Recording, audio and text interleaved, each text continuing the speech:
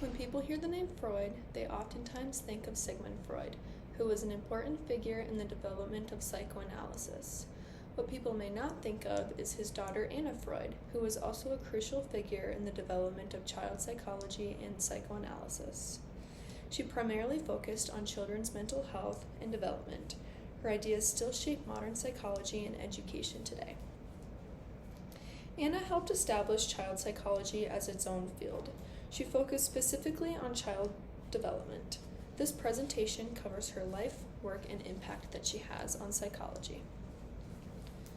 Anna Freud was born December 3, 1895 in Vienna. She was the youngest of 6 children who she did not have the greatest relationship with.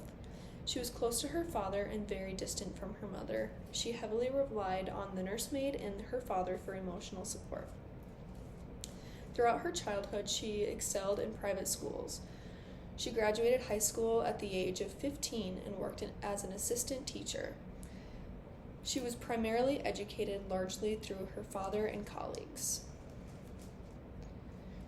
In the beginning, she translated and studied her father's work. She volunteered at Baumgarten's Children's Home and worked with orphaned World War I children.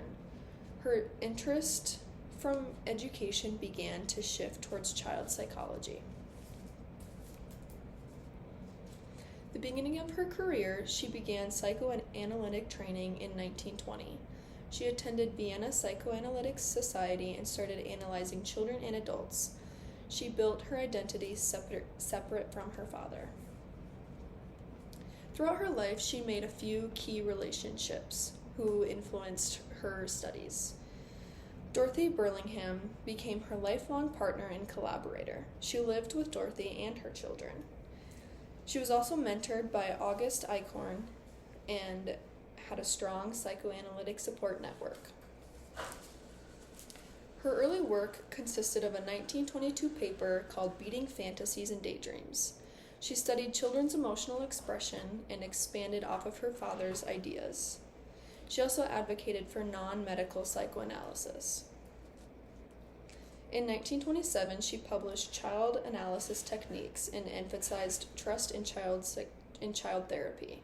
In 1936, she published Ego and Defense Mechanisms and defined repression and denial.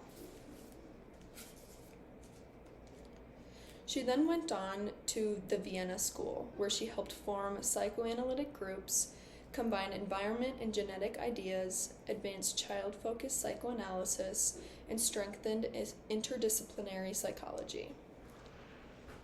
Her work was put on a pause, however, when the Nazi era and escape happened. In 1938, Austria annexation by Nazis happened.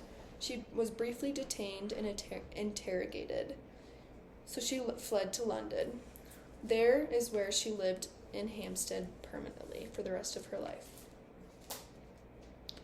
She then established the wartime nurseries. She opened them in World War II in London, where she studied separation effects on children. She emphasized attachment theories and published wartime child studies. She then founded the Hampstead Clinic in 1951. It was a major child psychology center where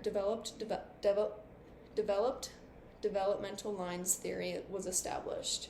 She created diagnostic tools.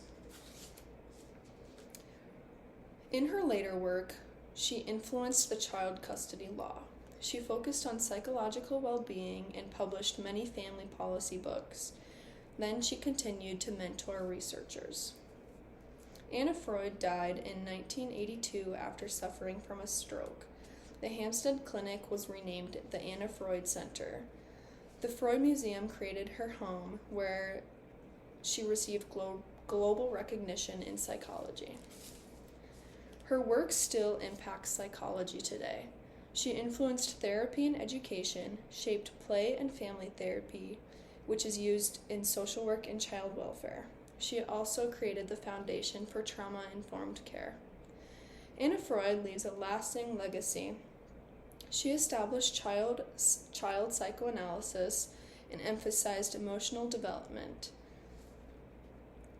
She inspired modern psychology research, where her work is widely still used today.